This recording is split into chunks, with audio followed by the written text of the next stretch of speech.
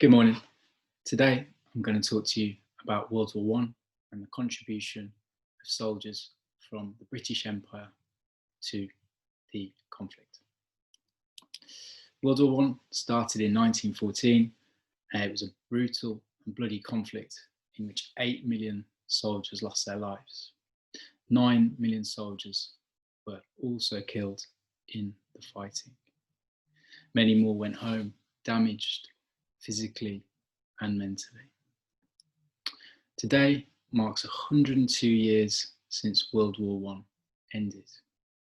The guns fell silent at 11 a.m. on the 11th of November 1918.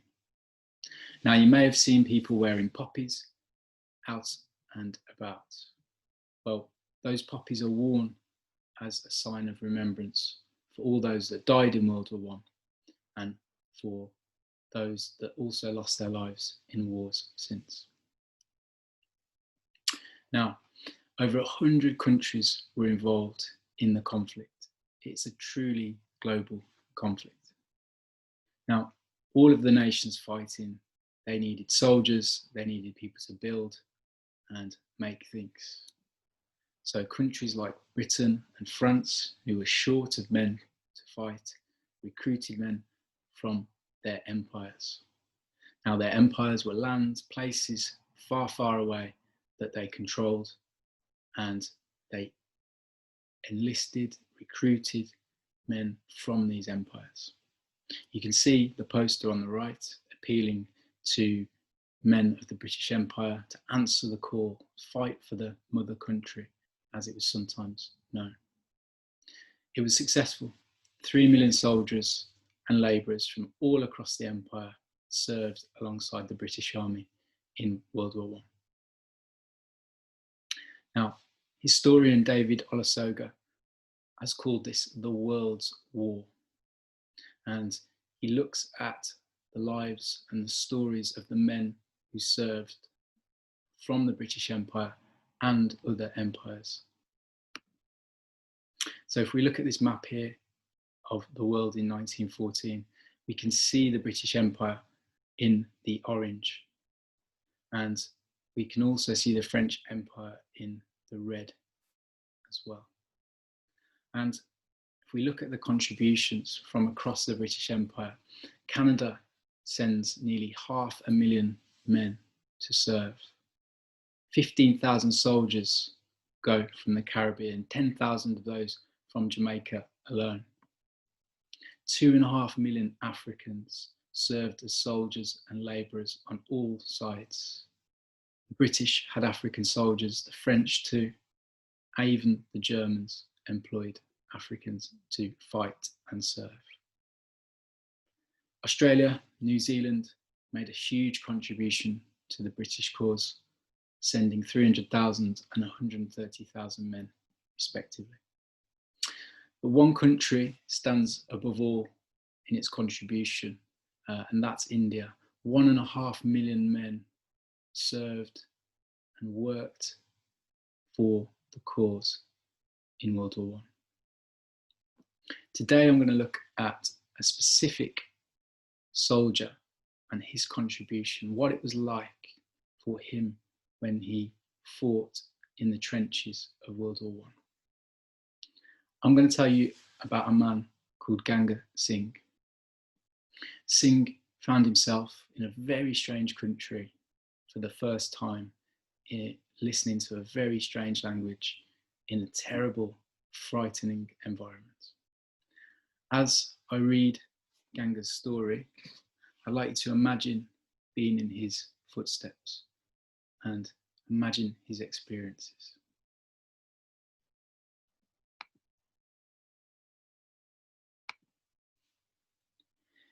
It is October 1914. Ganga Singh of the 57th Rifles crouches in a muddy ditch. Despite his awkward position, he feels comfortable in his thin tropical uniform. Looking up, you can see blue skies and green leaves. Singh is quiet and watchful. His makeshift trench is within range of the German guns. There is no barbed wire to stop attackers. he notes. The Germans facing Singh have both artillery and hand grenades. Singh's regiment, meanwhile, has just 2 machine guns and no grenades. Instead, Singh has been given a jam jar filled with dynamite. Singh looks around at the other men. It's a fragment of his battalion. The Indian army has been thrown hurriedly into battle to patch holes in the British lines. He thinks, where are his friends? Who is the man at the other end of the ditch, shouting orders in a language he can't understand? Singh feels a sense of dislocation, of isolation, of loss. Singh shoulders his new rifle, which feels heavy in his arms. Singh's regiment is desperately outnumbered. If the Germans capture the ridge he's holding, they will probably go on to take more British territory. Singh tries to remain calm. How had he got here? He remembers the ship that set him down just a few weeks ago. He remembers a long journey across black waters of the deep oceans. He remembers the flowers pinned on his tunic. He remembers sitting cross-legged on the grass with the rest of his regiment. He thinks he's near Paris. Or did the officer say Persia? It's hard to know. Singh is a veteran. He has experience. He's part of the largest volunteer army in the world. The Battle of Mons had shown the British how strong the German force was. The British now needed the Indian army to plug gaps in the front lines. Singh has been brought into the eye of the storm. The shelling is continuous. Hour by hour, the ancient town of Ypres is being pounded into rubble. Singh carefully puts down his jar. He's heard the sound of the enemy approach. The Germans have left their trenches and are attacking British positions. He picks up his bayonet. His instinct and training kick in. He shoots. 1, 2, 3, 4, 5 German soldiers killed. He thinks. The bayonet breaks in 2.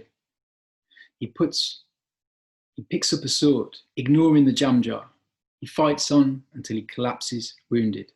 At some point, everything fades to black. He's later found alive when the Germans are gone. The trenches he had so ferociously defended are successfully retaken by the British. The line is held thanks to the courage and skill of soldiers like Ganga Singh.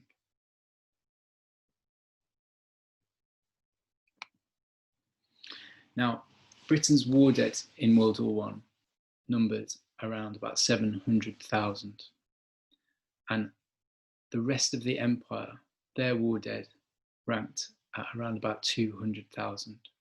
And you can see there, India lost a huge number, 64,000, Australia and New Zealand, 75,000, and Canada, 56,000. They made a huge contribution in terms of their lives and their efforts. Now, colonial troops, just like Singh, fought incredibly bravely during the war. They were awarded 150 Victoria Crosses between them, the highest award for bravery in the British Empire. Today, contributions of men like Ganga Singh are being commemorated in memorials around the world, just like this one at the National Arboretum in Staffordshire. And the idea is that when we think about these men and their contributions, we think that we shall remember them. Thanks for listening.